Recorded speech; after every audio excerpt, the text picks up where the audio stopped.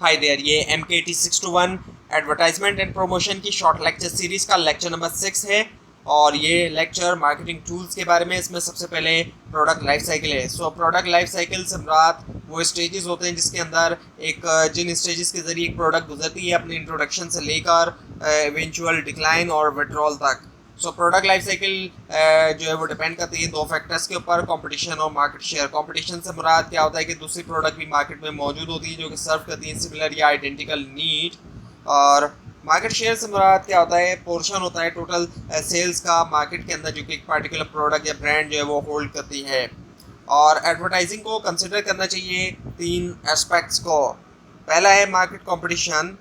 So company को ज़रूरत होती है कि वो एनालाइज करे अपने कॉम्पिटिटर्स को, उनकी स्ट्रेटजीज़ को और मैसेज को, ताकि क्रिएट करे एक एडवर्टाइजिंग कैंपेन जो कि डिफरेंशिएट करे उसकी ब्रांड को और प्रोडक्ट को कंपटीशन से। दूसरा आता है फिर मीडिया। कंपनीज को ज़रूरत होती है कि वो कंसिडर करें मीडिया प्लेटफॉर्म को, जो कि जिस मीडिया प्लेटफॉर्म के साथ उनकी टारगेट ऑडियंस जो है वो ज़्यादातर इंगेज रहती है। और मार्केट रिस्पॉन्स है। सो कंपनीज को ज़रूरत है कि वो मॉनिटर करें जो रिस्पॉन्स है एडवर्टाइजिंग कैंपेन का, ताकि अंडरस्टैंड कर सकें कि if they are resonating with the target audience और नॉट। सो प्रोडक्ट्स को ज़रूरत होती है डिफरेंट मार्केटिंग की ज़रूरत होती है। इसके अलावा मैन्युफैक्चरिंग, फाइनेंशियल और परचेज स्ट्रेटजीज़ की हर लाइफ साइकिल का जो स्टेज है उसके अंदर। और कॉम्पिटिटिव इन्वायरमेंट भी जो है वो डिफरेंट होता है, हर स्टेज के अंदर वेरी करता है वो भी। सो जो स्टेजेस है प्रोडक्ट लाइफ साइकिल की, इंट्रोडक्शन, ग्रोथ, मैच्योरिटी, डिक्लाइन, ये पिछले लेसन में आ चुकी है। अगर आपने नहीं देखी इसकी डिटेल तो आप ज़रूर देखिएगा पिछले लेसन्स को। उसके बाद है फिर शॉर्ट एनालिसिस। शॉर्ट जो है एब्रीवेशन है strength, weakness, opportunities and threat की। ये एनालिसिस आपने पहले भी पढ़ा होगा बेसिक कोर्सेज के अंदर। सो एक्सटर्नल इन्वायरमेंट होता है, एक्सटर्नल इन्वायरमेंट एनालिसिस होता है जिसके अंदर अपॉर्चुनिटीज़ एंड थ्रेट एनालिसिस होता है जो बाहर चीज़ें ऑर्गेनाइजेशन से। इसमें मैक्रो फैक्टर्स हैं जो कि अनकंट्रोलेबल होते हैं, जो कि ऑर्गेनाइजेशन कंट्रोल नहीं कर सकती, जैसे कि सोशल फैक्टर्स है, लीगल फैक्टर्स है, इकोनॉमिक फैक्टर है, पॉलिटिकल है और टेक्नोलॉजी। तमाम चीज़ें एक ऑर्गेनाइजेशन नहीं कंट्रोल कर सकती। और माइक्रो फैक्टर्स होते हैं जिनका डायरेक्ट इम्पैक्ट होता है, जैसे कस्टमर्स हैं, एम्प्लॉयज़ हैं, कॉम्पिटिटर्स हैं, डिस्ट्रीब्यूटर्स हैं, क्रेडिटर्स हैं, सप्लायर्स हैं और दूसरे स्टेक होल्डर्स वगैरह हैं। इसके अलावा इंटरनल एनवायरनमेंट होता है, उसका एनालिसिस है। सो स्ट्रेंथ, वीकनेस होती है, प्रोफाइल उसकी होती है। हर ऑर्गेनाइजेशन की कोई स्ट्रेंथ है, कोई वीकनेस होती है, basically related to functional areas. आप फंक्शनल एरियाज हैं आपके सामने, मार्केटिंग है, फाइनेंस है, मैन्युफैक्चरिंग वगैरह है, परचेज है, रिसर्च एंड डेवलपमेंट है। इसके अलावा इंफॉर्मेशन टेक्नोलॉजी, ह्यूमन रिसोर्स है, लीडरशिप एंड इमेज है।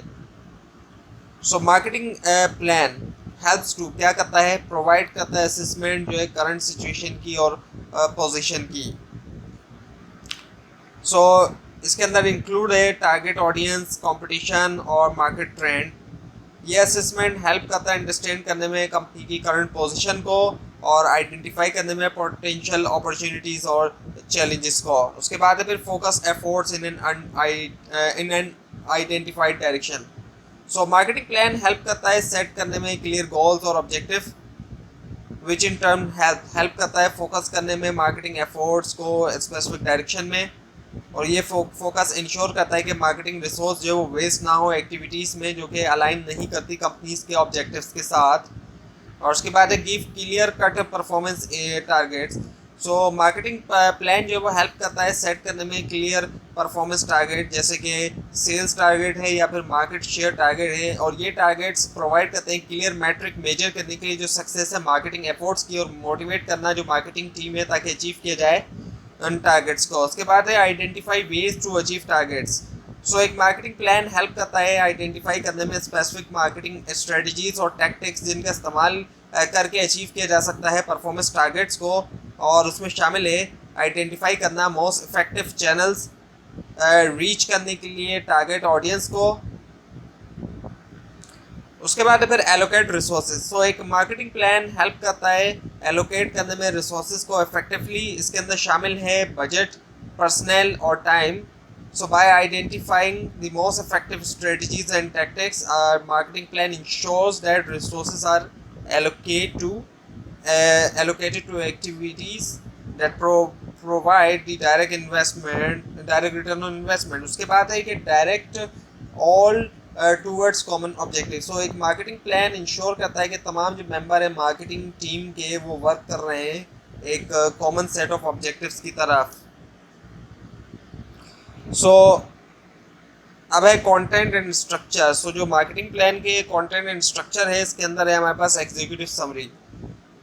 एग्जीक्यूटिव समरी जो है वो प्रोवाइड करता है एक ब्रीफ ओवरव्यू जो है मार्केटिंग प्लान का, हाईलाइट किया जाता है कि हाईलाइट करता है ये की ऑब्जेक्टिव्स को, स्ट्रेटजीज और टैक्टिक्स जो कि यूज़ होंगे अचीव करने में मार्केटिंग गोल्स को। और ये सेक्शन टिपिकली तौर पे जो है वो रिटन लास्ट होता है और कॉन्साइज होना चाहिए और इजी टू अंडरस्टैंड होना चाहिए। उसके बाद है current section. So current situation. ये सेक्शन प्रोवाइड करता है एक ओवरव्यू कंपनी की करंट मार्केट पोजीशन का, और इसके अंदर including target audience, competition and market trends. और फिर है परफॉर्मेंस रिव्यू। ये सेक्शन जो है वो रिव्यू करता है परफॉर्मेंस जो है एग्जिस्टिंग प्रोडक्ट या सर्विस की, including sales performance, customer feedback and other relevant metrics. उसके बाद है फिर की इश्यूज। ये सेक्शन आइडेंटिफाई करता है की इश्यूज को और चैलेंजेस को जो कि एक मार्केटिंग प्लान जो है वो एम करता है एड्रेस करने के लिए, जैसे कि डिक्लाइनिंग सेल्स है या फिर इंक्रीजिंग कंपटीशन है। उसके बाद है फिर मार्केटिंग ऑब्जेक्टिव्स। ये सेक्शन जो है वो सेट करता है क्लियर और measurable marketing objective that the plan aims to achieve, जो कि प्लान जो है वो एम करता है अचीव करने के लिए। और मार्केटिंग स्ट्रेटजीज है, ये सेक्शन आउटलाइन करता है मार्केटिंग स्ट्रेटजी को जो कि यूज़ किया जाएगा जिसका अचीव करने में मार्केटिंग ऑब्जेक्टिव्स को। और फिर है हमारे पास marketing action plan. So marketing action plan जो होता है आउटलाइन करता है स्पेसिफिक टैक्टिक्स को जिनका इस्तेमाल करके जिनको यूज़ किया जाएगा इम्प्लीमेंट करने में मार्केटिंग स्ट्रेटजीज़ को। और इसमें है पहला टारगेट मार्केट हमारे पास सबसे पहले आ रहा है। ये इसके अंदर क्या होता है कि आइडेंटिफाई किया जाता है स्पेसिफिक टारगेट ऑडियंस को मार्केटिंग प्लान के लिए। मिक्सिंग ऑफ मार्केटिंग वेरिएबल्स के अंदर ये सेक्शन आउटलाइन करता है कि कैसे कंपनी जो है वो मिक्स करेगी 4 मार्केटिंग वेरिएबल्स को, यानी कि product, price, place and promotion को अचीव करने के लिए मार्केटिंग ऑब्जेक्टिव्स को। और उसके बाद है रिस्पॉन्सिबिलिटी ऑफ एक्शन। ये सेक्शन आइडेंटिफाई करता है इंडिविजुअल्स या टीम्स को जो कि रिस्पॉन्सिबल है इम्प्लीमेंट करने के लिए ईच मार्केटिंग एक्शन को। और उसके बाद है कि when and where the action will be. So ये सेक्शन आउटलाइन करता है कि when and where each marketing action will take place, और ये हेल्प करता है इंश्योर करने में कि जो मार्केटिंग प्लान है वो एग्जीक्यूट हो टाइम पे और सही जगह पे हो। उसके बाद है कि how much budget for each action. ये सेक्शन जो है वो सेट करता है एक बजट जो है हर मार्केटिंग एक्शन के लिए। और उसके बाद है फिर प्रोजेक्टेड प्रॉफिट एंड लॉस। ये सेक्शन आउटलाइन करता है जो एक्सपेक्टेड फाइनेंशियल परफॉर्मेंस है मार्केटिंग प्लान की, इंक्लूडिंग रेवेन्यूज, एक्सपेंसेस और प्रॉफिट। और उसके बाद है फिर कंट्रोल्स। ये सेक्शन जो है वो आउटलाइन करता है मैट्रिक्स और प्रोसेसेस जो कि यूज़ होंगे मेजर करने में इफेक्टिवनेस जो है मार्केटिंग प्लान के। और उसके बाद है कंटिजेंसी प्लान। ये सेक्शन जो है वो आउटलाइन करता है कंटिजेंसी प्लान डील करने के लिए अनफोर्सीन इवेंट्स या जो चेंजेस हैं मार्केटिंग एनवायरनमेंट के अंदर।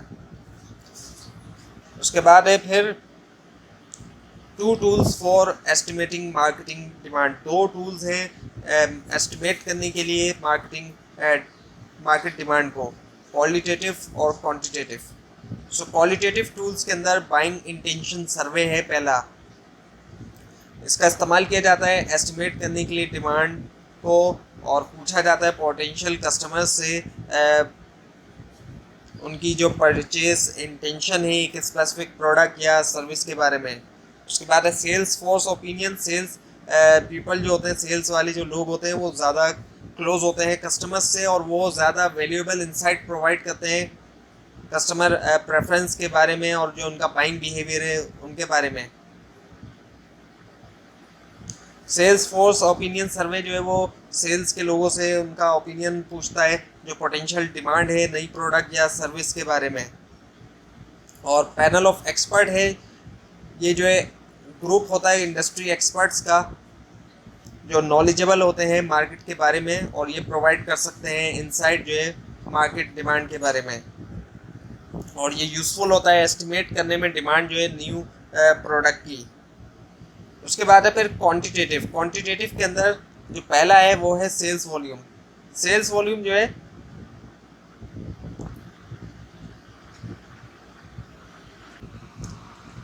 एनालाइज किया जाता है एक्चुअल सेल्स डेटा को डिटरमाइन करने के लिए, जो क्वांटिटी है प्रोडक्ट्स की या सर्विस की जो कि कस्टमर्स जो है वो बाय कर रहे हैं। उसके बाद है सेल्स ट्रेंड।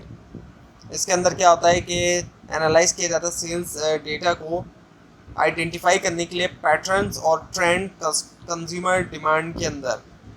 और फिर है इकोनॉमिक एनालिसिस। इकोनॉमिक एनालिसिस जो है ये भी एक क्वांटिटेटिव टूल है। इसके अंदर क्या होता है कि इसमें एनालाइज किया जाता है इकोनॉमिक फैक्टर्स को, जैसे कि इनकम है, एम्प्लॉयमेंट है और कंज्यूमर स्पेंडिंग वगैरह है। उसके बाद है फिर roles and functions of advertising. Advertising के जो रोल्स एंड फंक्शंस हैं वो पहला है acquired enhanced volume of sales of products and services। Advertising जो है वो हेल्प कर सकती है बिजनेसेस को इंक्रीज करने में, उनकी जो सेल्स है प्रोडक्ट की और सर्विस की, क्रिएट करते हुए डिमांड जो है पोटेंशियल कस्टमर्स के दरमियान। उसके बाद है generate awareness about offering. Advertising जो है वो उसका इस्तेमाल किया जा सकता है रेस करने में अवेयरनेस न्यू या एग्जिस्टिंग प्रोडक्ट और सर्विसेज के बारे में। और उसके बाद है induce trial of a new product and service. जब बिजनेस इंट्रोड्यूस करते हैं न्यू प्रोडक्ट्स या सर्विस, एडवर्टाइजिंग जो है वो हेल्प कर सकती है एनकरेज करना कस्टमर्स को कि वो ट्राई करें उसको, हाईलाइट करते हुए बेनिफिट्स और फीचर जो है न्यू ऑफरिंग की। एडवर्टाइजिंग जो है वो जनरेट कर सकती है इंटरेस्ट और क्रिएट कर सकती है एक desire to experience it first hand. उसके बाद है motivate and impress trade channels.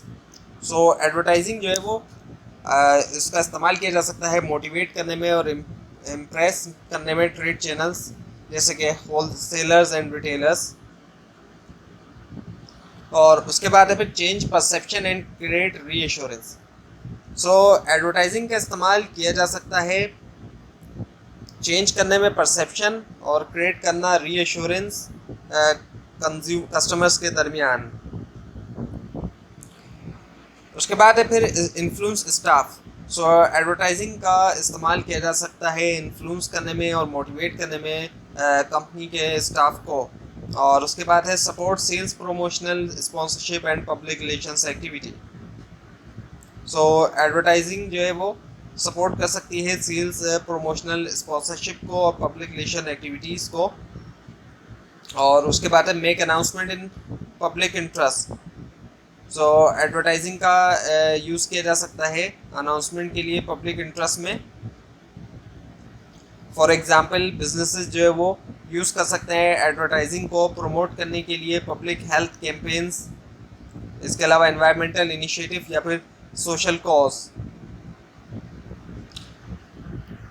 तो ये थी आज की वीडियो। आपको अगर इस बारे में कोई क्वेश्चन है नीचे कमेंट कीजिए, इसके अंदर कोई मिस्टेक दिखाई दे वो भी ज़रूर हाईलाइट कीजिए। और इस पूरी सीरीज़ को देखने के लिए इस चैनल को सब्सक्राइब कीजिए, बेल आइकन के ऊपर क्लिक कीजिए। Thanks for watching this video.